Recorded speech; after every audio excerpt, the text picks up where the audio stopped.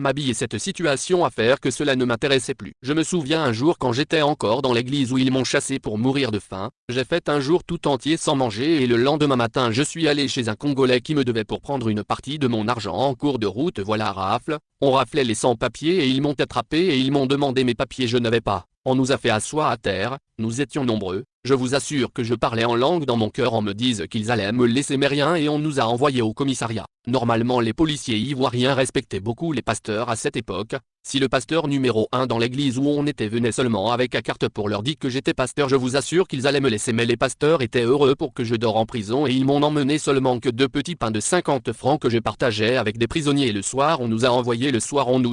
prison, on nous dise qu'on devait faire 3 jours et cette prison était un sous-sol qui n'avait pas de tôle, donc lorsqu'il pleuvait nous étions mouillés et devinez un peu le soleil de l'Afrique de l'Ouest. Lorsque je suis rentré dans cette prison, j'avais une joie dans mon cœur et ce jour-là pendant que je dormais la nuit j'ai eu une vision et c'est là Dieu me dit: si tu n'es pas passé dans toutes ces choses tu ne comprendras pas ce que moi l'Éternel je veux faire dans ta vie. Et je me suis réveillé le matin, j'étais devenir tellement maigre et il y avait une fille qui était à côté de moi tellement que j'étais très gentil avec elle, ils l'ont amené sa nourriture et cette fille m'a appelé pour manger avec elle. Alors tous les prisonniers ont crié pourquoi seulement lui? Mais je n'ai pas mangé avec elle et j'ai fait 2 jours sans manger, c'est le 3e jour que j'ai mangé et j'ai dit à la fille que je quitte ici à 9 h, si tu me vois sortir c'est que toi tu sortiras à 10 h. Voilà qu'il est 9 h et je ne suis pas sorti, j'étais maigre je vous assure et j'ai attrapé les grilles de la prison. Je me suis dit que si je tombe les policiers vont croire que je suis malade et ils vont me faire sortir. Je voulais tomber mais je suis allé m'asseoir et je me suis levé encore, alors je vois un monsieur qui travaillait à la présidentielle qui me connaissait car on priait dans la même église. Ce monsieur était étonné de me voir en prison, il me dit: tu fais quoi ici? Il faut sortir. C'est pas là, il m'a accompagné et il m'a donné 100 francs pour manger et quand je suis rentré dans l'église, parce que je dormais à l'église, le pasteur était content et ils étaient fâchés car je disais qu'ils n'avaient pas le réveil spirituel dans leur pays et c'était leur grande colère. Mes frères, j'ai vécu la galère, j'ai vécu la souffrance, je ne peux pas tout vous dire car ça fait partir de ma formation avec Dieu. Et plusieurs personnes croyant que parce que l'église est remplie il y a le réveil spirituel. En Afrique de l'Ouest les gens confondent le réveil spirituel et le désordre spirituel et à cette époque les gens couraient dans les églises en Afrique de l'Ouest pas pour être enseignés mais ils couraient pour qu'on prophétise sur eux parce que même de nature ils sont habitués à consulter les féticheurs et les féticheurs prophétisent sur eux et ils ont même envoyé cette habitude dans l'église. Et cela fait que si tu es quelqu'un qui enseigne la parole de Dieu ils vont te traiter directement de faux pasteur parce que tu ne fais pas tomber le gens pendant tes cultes ou tu ne prophétises pas. Or en Afrique de l'Ouest presque 97% de la population ouest-africaine communique avec des esprits qu'ils appellent des génies, or ce sont des démons, et d'autres ont des visions spirituelles sataniques depuis leur naissance. Donc j'ai causé à personnes chrétiens comme musulmans et presque tous ceux dont j'ai eu à échanger avec eux avaient soit un mari de nuit ou une femme de nuit, et d'autres chrétiens engagés dans des églises me disent clairement que leur mari de nuit leur donne beaucoup d'argent quand ils dormaient au réveil, ils ont toujours cet argent dans leurs mains. Et d'autres même voient leur mari de nuit face à face, dans le rêve comme vis-à-vis. La majorité m'ont dit qu'ils ont la facilité de devenir féticheurs car ils ont qu'à déjà en eux et c'est rare de trouver des jumeaux qui ne sont pas sorciers. Et ce genre de personnes ont remplir les églises en Afrique de l'Ouest et la majorité sont devenir des pasteurs en passe par des écoles de théologie. Notez bien qu'en Côte d'Ivoire l'église ne norme pas un pasteur mais ce sont des gens eux-mêmes qui s'autoproclament pasteurs en passant par la théologie. Tu vas trouver que la majorité sont devenir des pasteurs qui étaient de grands sorciers dans leur passé et quand tu les demandes qui t'a délivré ils te diront que c'est Dieu qui leur a appelé. Or cela n'est pas normal. Un sorcier, celui qui a les dons de vision qui a reçu depuis païen et celui qui cause avec des démons obligatoirement il doit passer par la délivrance parce que tu as été initié et tu as mangé des choses dans la sorcellerie. Et tu remarqueras que les pasteurs ouest-africains ne font que prophétiser dans leur ministère, ils causent avec leurs esprits en te faisant croire que c'est Dieu qui lui parle. Quand tu vas chez les musulmans les majorités ont des bagues de fétiche,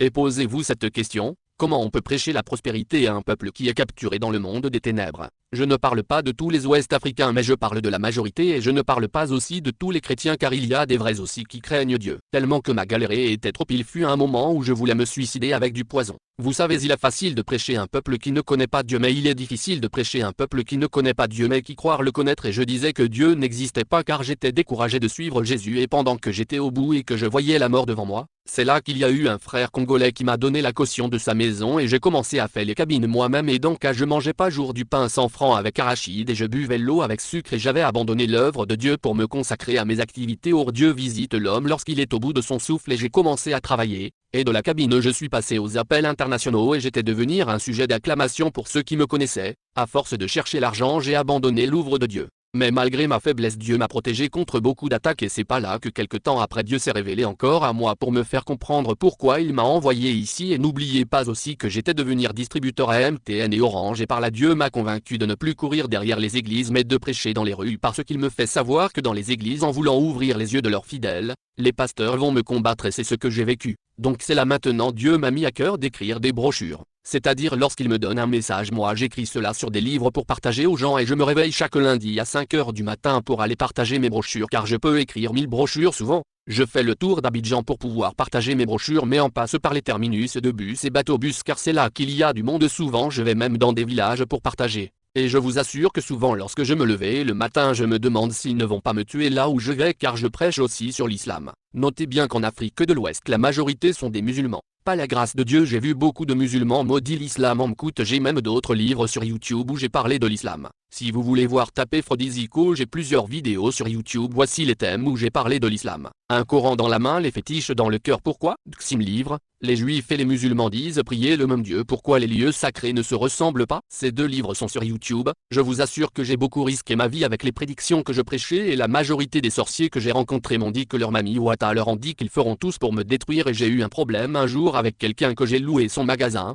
Chaque fois dans ma maison avant de dormir je priais en demande à Dieu de protéger le magasin par le feu du Saint-Esprit et je savais que le propriétaire de ce magasin était un sorcier car presque tout le quartier avait peur d'elle. Un jour je me lève et la femme me dit de quitter son magasin or moi je savais que la prière que je faisais la dérangeait. Elle m'a donné un mois pour quitter son magasin et je n'ai pas accepté car dans le locataire est protégé par la loi cela veut dire qu'un bail ne peut pas se lever pour chasser quelqu'un sans l'autorisation du juge donc lorsque le jour est arrivé elle m'a convoqué au commissariat pourquoi je ne veux pas quitter et le lieutenant me demande tu veux combien de jours pour quitter. J'ai répondu en lui disant depuis quand un corps habillé chasse un locataire et cette affaire est une affaire civile donc nous avons échangé jusqu'à ce que le corps habillé me dit que j'ai raison donc nous devons aller au tribunal malgré que je demandais pardon à cette femme elle ne voulait pas. Le vrai problème était la prière que je faisais en secret car je priais Dieu pour qu'il protège mon magasin par le feu du Saint-Esprit. Je vous assure que nous avons fait 2 ans au tribunal à cause de cette affaire et ça coïncidait que j'avais un neveu qui était pas et ancien commissaire de police dès qu'il a appris tout ceci. Il est venu vers moi pour me demander ce qui se passe et je lui ai expliqué et il était dépassé du comportement de sa tante et un jour je suis allé voir sa tante mais il était là aussi et cette femme s'est fâchée en m'insultant et c'est là que son mari me dit si tu nous gagnes au tribunal nous on te mangera dans la sorcellerie devant leur neveu qui était ancien commissaire. Je vous assure que je n'ai pas pris cette parole à la légère,